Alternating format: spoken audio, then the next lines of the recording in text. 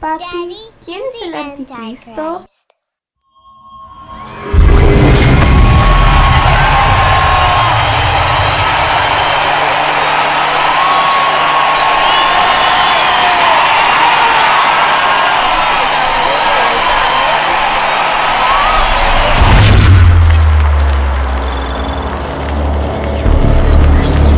Ustedes pueden viajar por todo el mundo, pero hay muy pocos lugares, aparte de Italia, en la faz del planeta Tierra, donde tú puedes visualizar la inmensa influencia que todavía continúa de la Iglesia Católica Romana. Y no hay otro lugar como Sudamérica.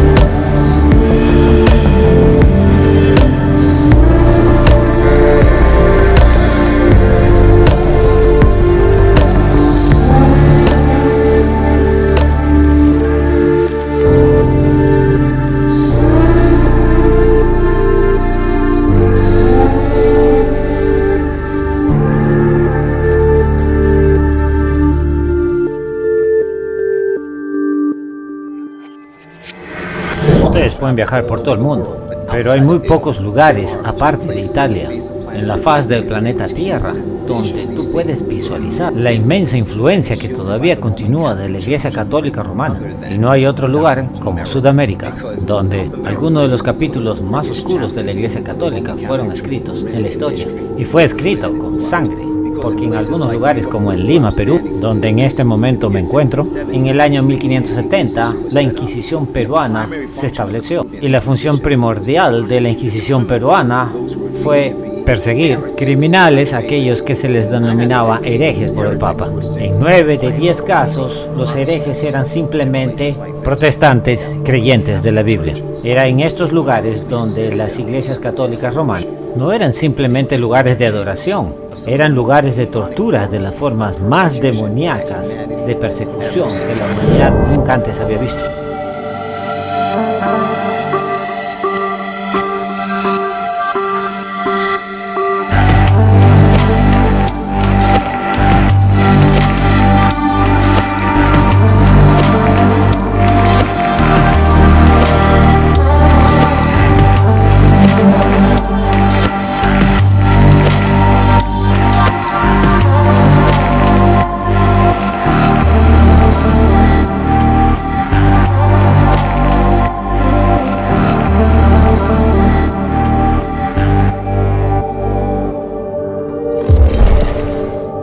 Así que Sudamérica tiene una historia muy rica e intensa concerniente a la Iglesia Católica. ¿Qué nos podrías contar del tiempo que tú has vivido aquí?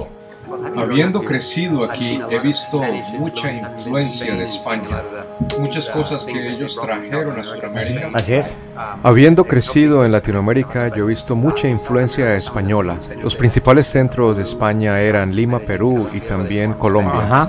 Visité la Inquisición en Lima varias ocasiones. También he llevado visitantes a la Catedral de San Francisco, donde están todas las catacumbas y los sótanos. Ellos dicen que ese es el cementerio de los santos, pero sótanos con cientos y cientos de cuerpos pero tú no entierras a los santos en los cuerpos de los santos uno encima de otro. Ahora ya tú no puedes ir y visitar estos lugares. 30 años atrás yo podía traer mi linterna y pasar por todos esos lugares y mirar estos restos de humanos.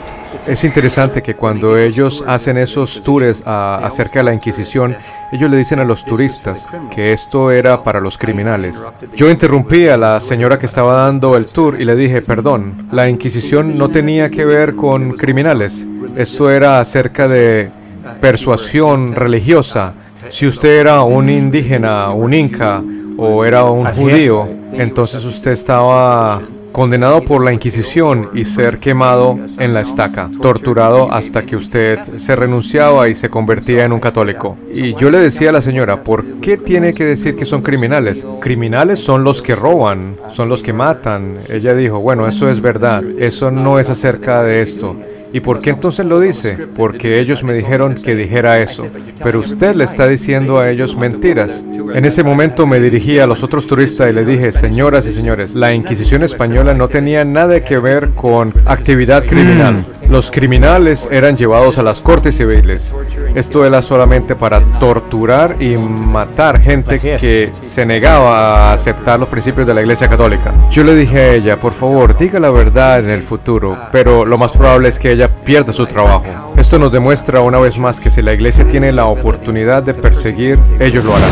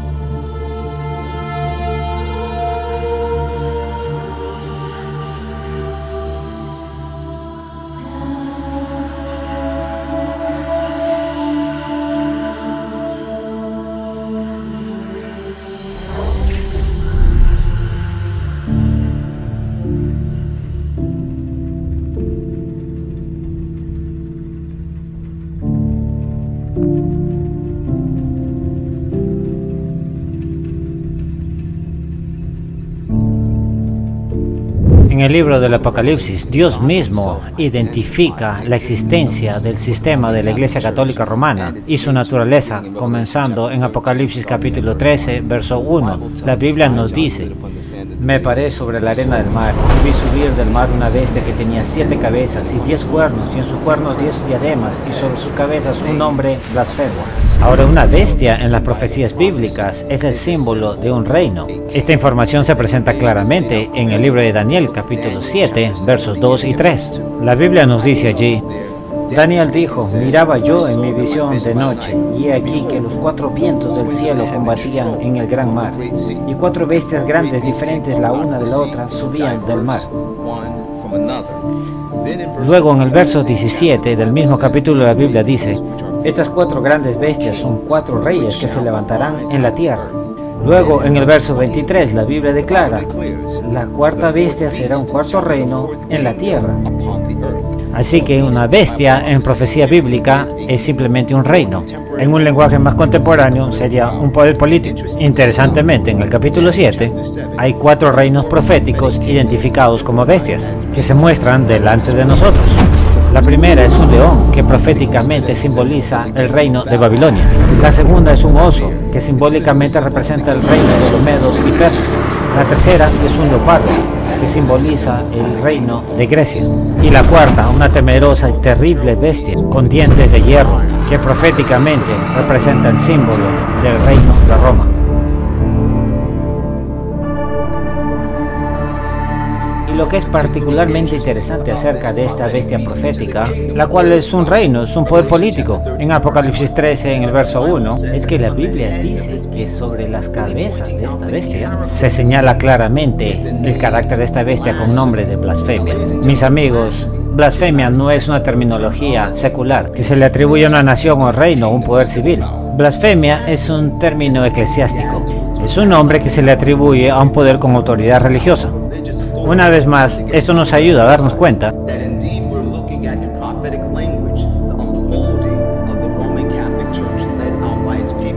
liderado por el sistema papal de la unión entre la Iglesia y el Estado.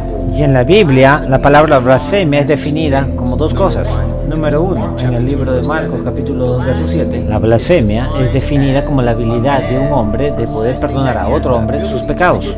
Eso está en Marcos, capítulo 2, verso 7. Y en el libro de Juan, capítulo 10, verso 33, blasfemia es definida por el hombre que se declara él mismo como divino, que él es Dios, que él reclama la prerrogativa de que él mismo es el Dios todopoderoso. Y desafortunadamente, cuando tú miras la Iglesia Católica Romana, ustedes pueden ver estos principios firmemente plantados en su sistema.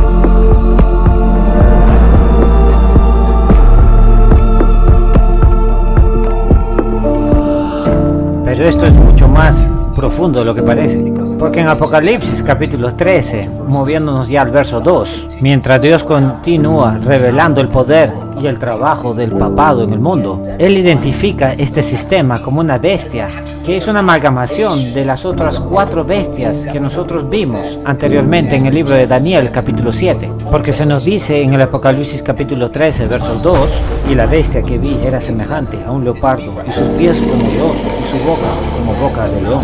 Aquí está. Esta es una amalgamación de todos los otros sistemas históricos, que nos deja saber que la Iglesia Católica Romana, el papado, ha fusionado en ella misma las características de los reinos previos, identificados como bestias en el capítulo 7 de Daniel. Pero cuando la palabra de Dios identifica al papado, dice que en primera vista se ve como un leopardo, quiere decir que principalmente refleja las características de Grecia.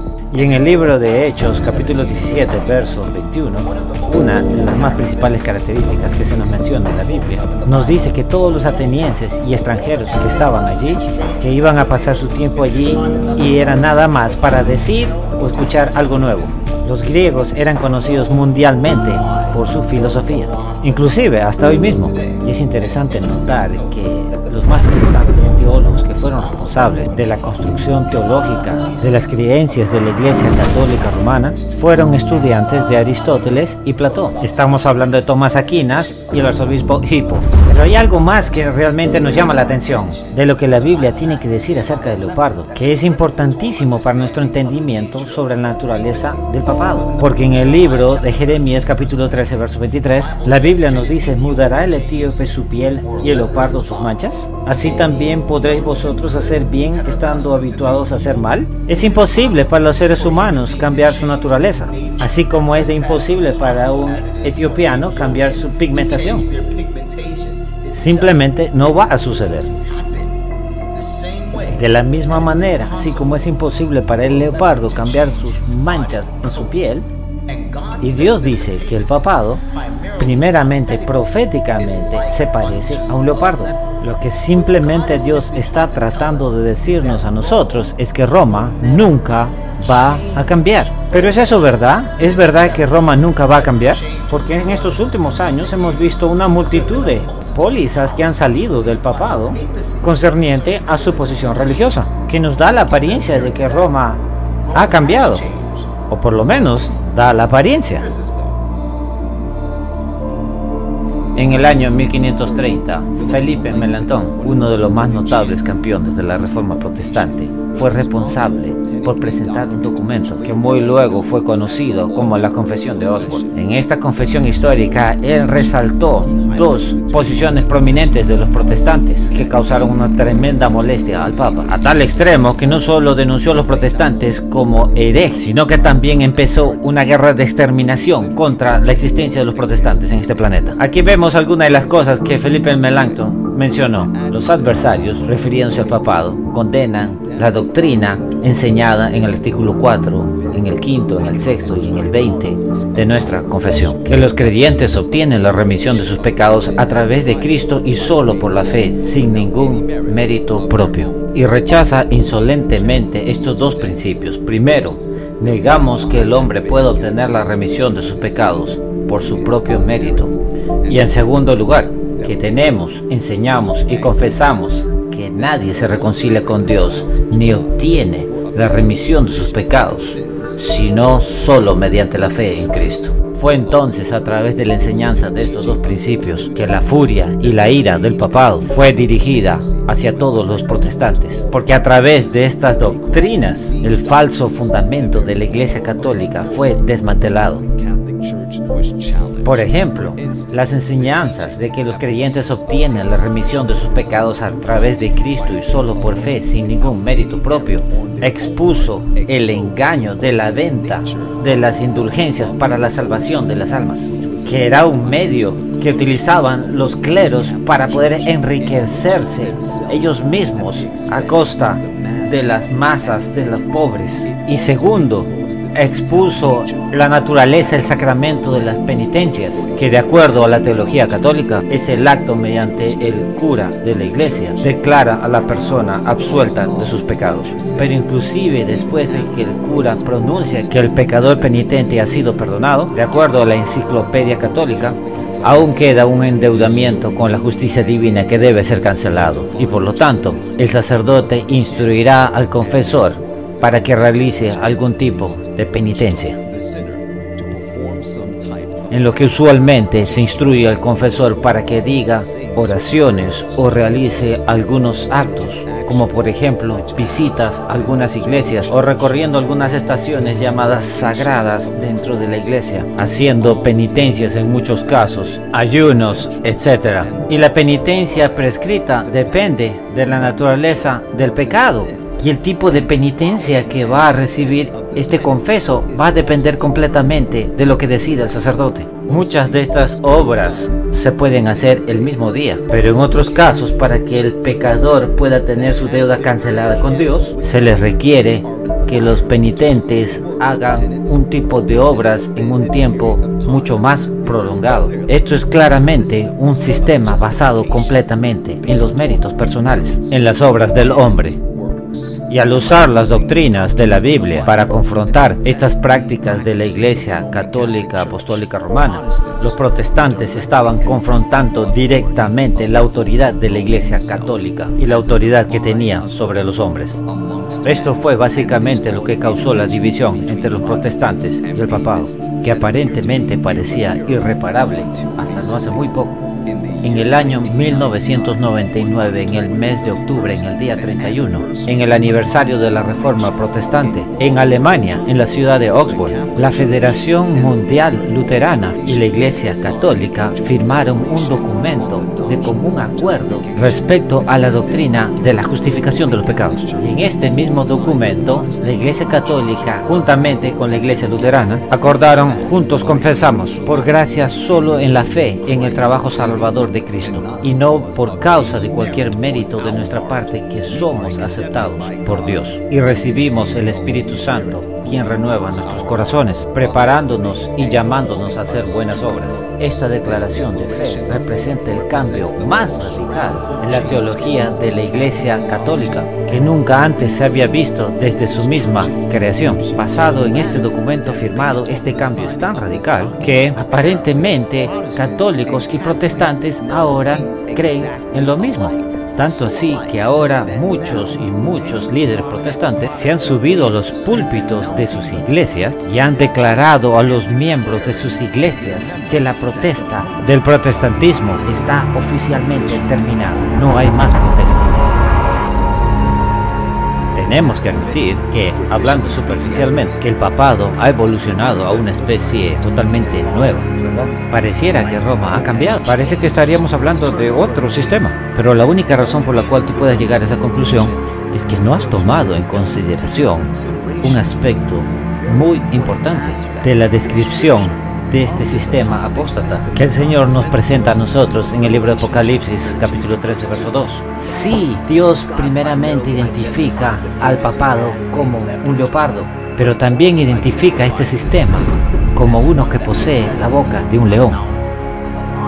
Es el mismo león que forma parte de la amalgamación de este sistema apóstata que fue presentado ante nosotros primero en el libro de Daniel capítulo 7. Y hablando de la boca de ese león en el libro de Daniel capítulo 7, la Biblia dice en Daniel 7 verso 4: la primera era como león y tenía alas de águila. Yo estaba mirando hasta que sus alas fueron arrancadas y fue levantada del suelo y se puso iniesta sobre los pies a manera de hombre, y le fue dado corazón de hombre. Mis amigos, ese león en el capítulo 7 posee un corazón de hombre. Y en el libro de Jeremías, en el capítulo 17 y el verso 9, la Biblia nos dice que el corazón del hombre es más engañoso que todas las cosas y perverso. ¿Quién lo conocerá? No hay hombre que pueda entender verdaderamente la profundidad de la naturaleza engañosa del satánico sistema conocido como la Iglesia Católica Apostólica Romana. Mis amigos, no importa cuánto trates tú de excusar a este sistema, solo el mismo Dios nos puede dar información directa de la decrépita y depravada naturaleza de este sistema satánico. Porque Cristo nos dice en el libro de Mateo capítulo 12 verso 34 que de la abundancia del corazón habla la boca. El papado siempre va a hablar cosas muy hermosas, siempre se presentará como una persona humilde y humanitaria, pero no siempre tenemos que estar mirando a lo que dice el papado. Tenemos que mirar a lo que hacen el papa y los papas en el sistema católico, apostólico y romano.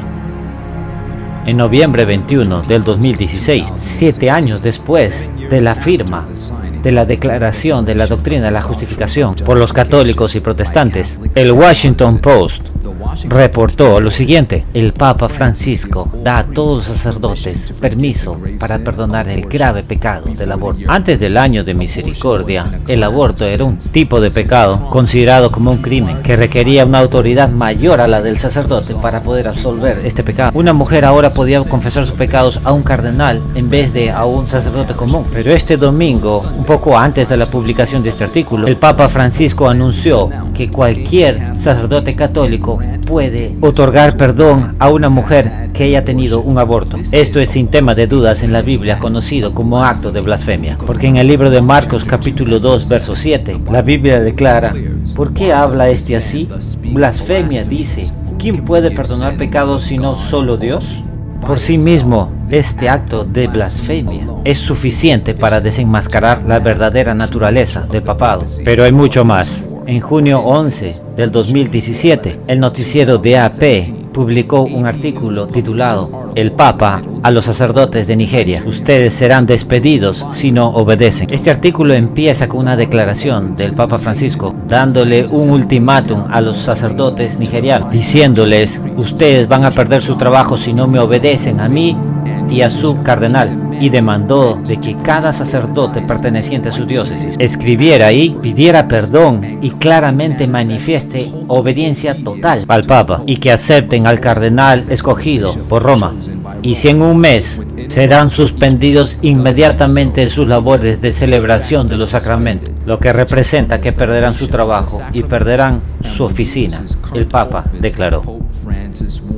Este movimiento por parte del Papa revela una clara contradicción en lo que dice Roma y en lo que hace Roma, porque no solo es un acto de blasfemia que un hombre trate de obligar a otro hombre, someter su conciencia a él en absoluta obediencia, lo que es un derecho de Dios reservado para él y solamente para él. La razón por la cual el Papa amenazó a los sacerdotes nigerianos con castigarlos de ser suspendidos en tomar parte de la celebración de los sacramentos. La razón de esta amenaza es que en la teología católica, si tú no puedes tomar parte en los sacramentos, tú no puedes formar parte del reino de Dios. Lo que expone el hecho de que a pesar que la Iglesia Católica firmó un documento de confesión en 1999, confesando de que ellos aceptan creer que la aceptación con Dios está basada en la fe en Cristo y solamente en Él, pero en la práctica ellos están exhibiendo que todavía siguen abrazando sus antiguas doctrinas y teologías, que la aceptación con Dios está basado en ser aceptado solamente por la Santa Iglesia Romana y del mismo Papa.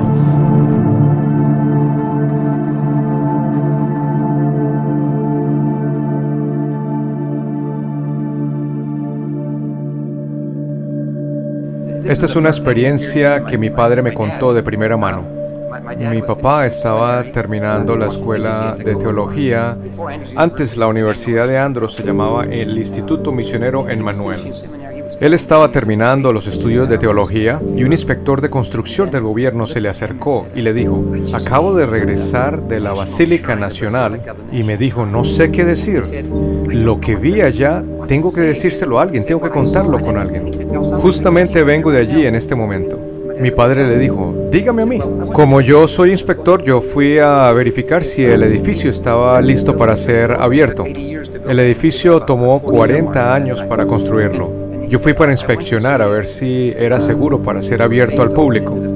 Yo lo estaba inspeccionando y estaba listo para ser abierto. Sin embargo, me dio curiosidad una puerta grande que estaba allí y pregunté, ¿qué es eso? ¿Qué hay allí? Y me dijeron, ese es el sótano. Yo les dije que yo quería ir allá, pero habían dos puertas muy grandes. Pero ellos me dijeron, nosotros no permitimos que la gente vaya allá. Para poderles firmarles el permiso, yo tengo que mirar lo que hay en el sótano. Así que fuimos abajo y allí yo miré arriba dos grandes puertas y les pedí a ellos que las abrieran. Y trataron de excusarse para no abrirlas. Les dije, a menos que no las vea, yo no las voy a firmar. Y cuando abrieron la puerta, vi una prisión muy grande, de 3 pisos.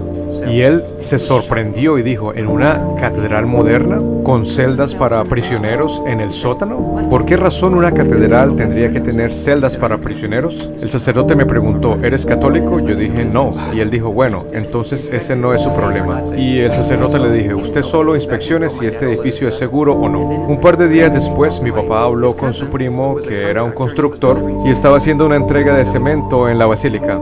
Y llegó un camión que estaba descargando unas cajas muy grandes. Tú sabes cómo ellos agarran esas tablas, rampas para enviar cajas hacia el sótano y las envían directo hasta el fondo. Y ellos enviaron 99 cajas cuando él estaba también enviando el cemento. Al descargar la última caja se cayó y se partió, y para su sorpresa lo que tenía por dentro eran armas. Esas son 2 historias de primera mano que mi papá me contó acerca de la basílica, con prisiones y con armas. Habiendo escuchado esta historia de boca de mi padre, de primera mano, esto ocurrió cuando yo tenía 19 años y me estaba graduando de la academia de Collegedale. Entonces decidimos hacer nuestro viaje de graduandos a la ciudad de Washington, D.C. Pero cuando llegamos allá, fuimos a ver diferentes lugares. Hay muchas cosas para ver allá, en muchos museos. Y una noche nos quedamos en el hotel viendo una película y vimos una película sobre Richard Nixon y el escándalo de Watergate, sobre investigaciones y detectives. Le dije a mis amigos, hey muchachos, esto me hace acordar que mañana vamos a ir a la Basílica Nacional. Yo les conté la historia. ¿Quieren ir y para que investiguemos acerca de esto? Nosotros estábamos jóvenes con 19 años y teníamos mucho interés en investigar lo que mi padre nos había contado. Y ellos dijeron, sí, claro. Entonces fuimos y tomamos el tour oficial. Y ellos nos estaban mostrando, este es un cuarto, este es otro cuarto. Y ella nos estaba mostrando todos los diferentes lugares de este lugar. Y nosotros intentamos apartarnos del grupo para investigar. Pero ella nos vio y nos dijo, muchachos, regresen. Yo le dije a mis amigos, tenemos que hacer algo más agresivo. Así que en la siguiente oportunidad nos escondimos detrás de unas cortinas. Y nos quedamos allí y pensábamos que estábamos en contra de la pared. Pero lo que vimos fue un mundo completo detrás de la pared. La pared solamente estaba ocultando todas las nuevas construcciones que habían detrás.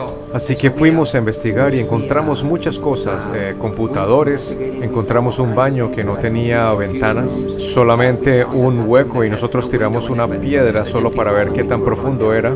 De acuerdo a nuestros cálculos, estaba a 200 pies de profundidad, así que hicimos nuestra investigación y también hablamos a uno de los empleados. Ninguno de ellos hablaba inglés, hablaban español o portugués, y me di cuenta que eran trabajadores ilegales. Y nos decían que básicamente si no obedecían, ellos nos enviaban de regreso en el barco. Como yo sabía hablar español, yo hablé con ellos, les pregunté acerca de las puertas que iban hacia el sótano, y ellos nos dijeron, sí, sabemos dónde están allí al final del pasillo. Y les pregunté, ¿alguna vez han estado allá abajo? Ellos dijeron, no, a nosotros no nos dejan entrar, el único que puede entrar allí es el cardenal, solamente la gente del Vaticano. Y yo les pregunté, ¿y por qué solo los del Vaticano pueden ir allá abajo? Y le pregunté, ¿cómo podemos encontrar al cardenal? Cada vez estábamos llenándonos de valentía y ahora queríamos hablar con el cardenal. Y nos dijeron, la oficina está al otro lado de la calle. Y cuando fuimos y tocamos la puerta, nos dijeron, no habla inglés. Yo les dije, yo hablo español, y dijeron, entren, entren. Nos mostraron la oficina del cardenal, nos mostraron todo lo que estaba allí. Él estaba de viaje y les preguntamos, ¿cómo podemos conseguir la llave para ir al sótano? Y nos dijeron, él tiene la llave siempre amarrada a su cintura, él nunca la deja para nada. Y nos dijeron, solamente la gente del Vaticano. Así que allí nos confirmaron la historia. Y preguntamos, ¿con quién más podemos hablar? Y nos enviaron a hablar con el superintendente en la catedral. Pregunten por el padre fulano de tal. Fuimos allí, él nos atendió muy amigable, él nos contó un poquito de la historia, sin muchos detalles. Yo le conté la historia del inspector de gobierno que le contó a mi padre y cómo él había estado sorprendido de lo que había visto. Entonces el sacerdote se puso intrigado y preguntó, ¿y qué fue lo que él vio? Solo para saber si la historia está correcta. Yo le dije, ¿por qué no te cuento unas cosas y tú me dices el resto de la historia? Yo le dije, 2 puertas rojas grandes, celdas para prisioneros. Yo le dije, sí señor, ahora usted complete la historia. 100 cajas bien grandes llenas de armas. Ahora nos estamos entendiendo. Y él dijo, muchachos, ¿qué están haciendo aquí? Revisando todo lo que está aquí. Sí, nosotros hemos estado curioseando y mirando todas las cosas. Hemos mirado arriba, abajo. Y él nos preguntó, ¿cómo han hecho para entrar a todos los lugares? Nosotros conseguimos instrucciones de los trabajadores. Pero ellos no hablan inglés. Sí, yo hablo español. Sí, hablamos con ellos y ellos nos ayudaron bastante. Entonces él empezó a preguntarnos, ¿quiénes son ustedes? ¿Qué hacen aquí? Y yo le respondí, lo siento señor, tenemos que irnos ya.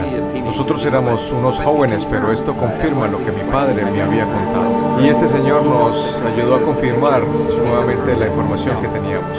El real impacto de todo esto es, ¿por qué una catedral moderna estaría construyendo prisiones y tendría armas? Yo pensé que esto era acerca de paz, era acerca de Dios. La Biblia nos dice en Apocalipsis que todas estas cosas se repetirán nuevamente y el conflicto de los siglos nos los explica en detalle. Podemos ver aquí cómo en estos edificios se están construyendo cosas para poder repetir estas atrocidades que ya pasaron en la Edad Media. Tú me quieres decir que Roma, y cuando digo Roma estoy hablando del sistema, sí, no claro, de la gente misma, que Roma no ha cambiado, que es la misma entidad que reinó durante la Edad Oscura. Yo lo creo. Cuando ellos dicen Roma nunca cambió, cuando ellos lo dicen, yo lo puedo confirmar. Ellos no cambian.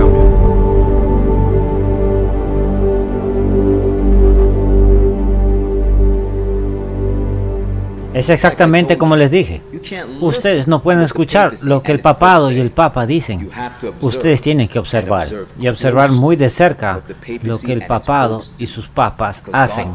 Porque Dios ya nos avisó en su palabra de que el papado hablará paz. Pero eso en realidad significará destrucción. Porque en el libro de Daniel, capítulo 8, verso 25, las escrituras declaran concernientes al poder papal guiado por el mismo papa, y que a través de sus muchas actividades causará que muchas multitudes sean engañados, y prosperará en sus manos, y él se magnificará en su corazón, y a través de la paz, él destruirá a muchos. Este sistema, de acuerdo a la palabra de Dios, desarrollará una multitud de actividades y propuestas que harán al mundo muy cómodo con su existencia, propuestas que harán que los políticos de este mundo se doblen delante de los pies del Papa de Roma. propuestas que harán que los protestantes de este mundo digan: ¿saben? Es hora de que nos juntemos en un pacto ecuménico con el papado, con la Iglesia Católica, y digan que la Iglesia Católica ha cambiado. Pero ¿saben qué? Ellos están riendo de nosotros, porque mientras ellos simulan humillarse, tratando de conseguir tu alianza, están buscando magnificarse ellos mismos en su corazón. Porque mientras los políticos y los protestantes de nuestro mundo están tratando de unirse nuevamente con el papado, están tratando de conseguir el poder y la autoridad que una vez tuvieron en su posesión durante la Edad Oscura, para poder tener nuevamente un dominio global. Y a través de todos sus mensajes de paz, billones de nuestro mundo serán destruidos, porque en vez de estar escondidos en Cristo Jesús en estos últimos días, ellos caerán en uno de los más grandes engaños de Satanás. Mis amigos, nuestra única esperanza es creer en la palabra de Dios. No importa lo que el hombre diga, no importa lo que el hombre siquiera haga, nosotros debemos de creer en la palabra de Dios, porque la palabra de Dios es la sustancia de toda esperanza. Es la evidencia de las cosas que no se han visto. Es la palabra más segura de la profecía, que todo hombre haría bien en atesorarla, como si fuese una luz que alumbra en un lugar oscuro. Dios está tratando de revelarnos a nosotros lo que está sucediendo en los rincones oscuros del Vaticano, porque Roma tiene muchos rostros, pero el Dios de los cielos, Él nunca cambia. Y Jesús dijo en el libro del Apocalipsis, capítulo 3, verso 10: por cuanto has guardado la palabra de mi paciencia, yo también te guardaré de la hora de la prueba que ha de venir sobre el mundo entero, para probar a los que moran sobre la tierra. Mi esperanza por ti, mi oración por ti, es que tú mires la palabra de Dios como tu fuerza ahora mismo, y le pidas a Dios que te enseñe su voluntad ahora mismo, y que te dé poder para estar de pie en la hora de crisis que está delante de nosotros, porque solo aquellos que estén afianzados en la verdad podrán soportar la tormenta. Como siempre, este es el Forerunner. Les guste o no les guste, la verdad es la verdad.